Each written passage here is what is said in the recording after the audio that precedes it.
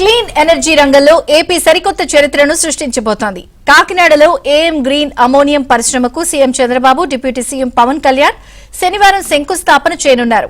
Green hydrogen ఉపయోగించి పూర్తిగా పునరుత్పాదక శక్తితో తయారయ్యే కార్బన్ ఉద్గారాలు లేకుండా గ్రీన్ అమోనియాను ఉత్పత్తి చేయనున్నారు. కాకినాడలో ఏఎం గ్రీన్ అమోనియా ప్రాజెక్టు దేశానికే గర్వకారణంగా నిలవనుంది. నాగార్జున ఫెర్టిలైజర్స్ కెమికల్స్ లిమిటెడ్ పాత్ర గ్రే అమోనియా ప్లాంట్ ను గ్రీన్ ప్లాంట్ గా అభివృద్ధి చేస్తున్నారు.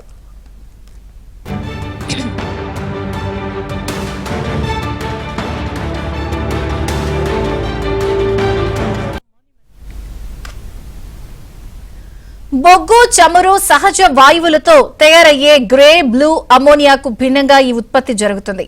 495 ఎకరాల్లో 13,000 కోట్ల పెట్టుబడితో ఏఎం గ్రీన్ సంస్థ ఈ ప్లాంట్ ఏర్పాటు చేస్తోంది.